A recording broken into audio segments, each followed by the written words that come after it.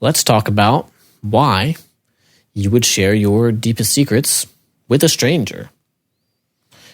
And what else can you share at a round table and still get value out of your participation? Let's go. There's 3 things that you can share at a round table. 1, something you're struggling with. 2, it's like a secret or something you're embarrassed about. And 3 is to tell one on yourself. We're mostly going to talk about that because these other 2 are pretty simple, right?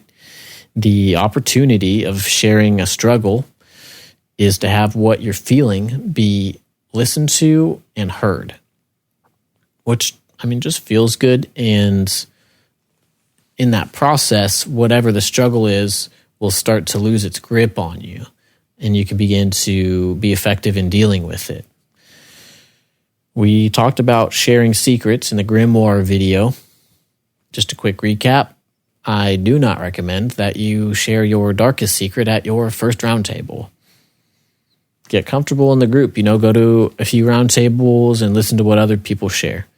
And what you'll begin to find is that when you see someone else share a secret or something they're embarrassed about, and then you see the group meet them with acceptance and encouragement and compassion, it begins to open up a space where, first of all, it's safe to talk about that kind of stuff. And second of all, you can begin to deal with the things that you are keeping hidden that you want to fix or you want to get rid of or you want to heal, but you don't know how. And you can't heal them or resolve them because the keeping it hidden keeps it stuck. It keeps it in place.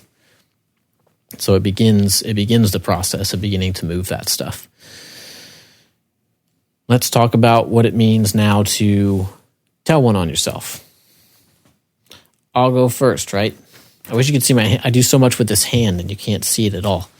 All right, so let me tell one on myself here. I can't use my left hand because the mic. So I'm sitting on my couch this afternoon, right? I'm playing Doom Eternal, and I'm not that good at that game. There's a lot of things you got to remember to do all at once. And if it's more than a couple weapons and like a crouch button, I'm not that good at it.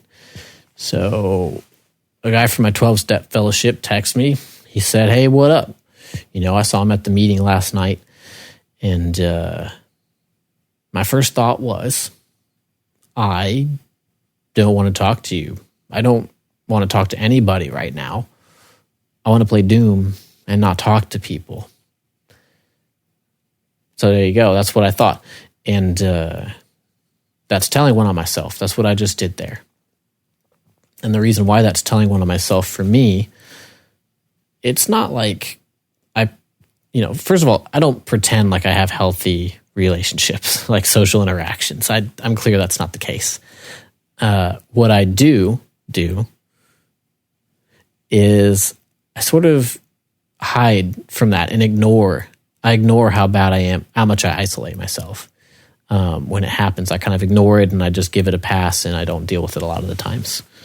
And less so, I've been in this process for a long time, so it's way less than it used to be. But it still happens, right? It happened today.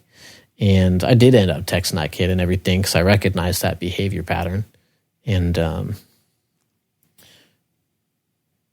but so that's what telling one on yourself is. And here's the reason we do it. And we do it in front of people. It's out there and it's real. And you have a real access to being someone who you like and someone who you're proud of. Like if I said I really want to change the way that I respond to people when they ask me to share my time with them, then the people in my round table are going to listen for that next time. What'll happen is, like, when I say that in my round table, I know that I have to come back next week and tell them what happened next, right? So then in those moments where I would normally isolate myself, I remember, oh yeah, I told people I wasn't going to do that, and I don't want to have to come back to the next meeting and be like, oh yeah, it really does motivate you in a real way in those real moments when you say it out loud like this. Sorry about all the cuts and stuff there. This is Taylor from The Following Day. Same shirt though. Check it out. Whoosh. I get really excited about personal growth, and I'm leaving all that stuff in there. Hopefully it made sense. I'm leaving it all in there for people like me who want to change themselves, and that brings up something really important and like critical to this fellowship is that no change is asked or required of you here. And that's really important to, you don't have to change anything about yourself, and you don't have to want to change anything about yourself to get value from participating. And even if you weren't interested in changing something about your life, it's still valuable to tell one on yourself. Because in this space of encouragement, your sharing becomes your opportunity to be validated and to be accepted no matter what. And it makes it okay for everyone to drop their pretenses and be genuine without fear of getting mocked or getting punished. So I just wanted to highlight that it is really critical, that you don't have to change anything. You don't have to want to change anything.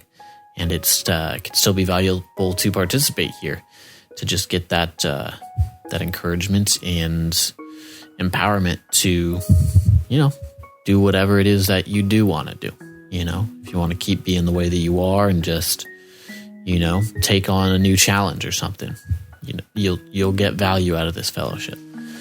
So with that, we're going to cut it.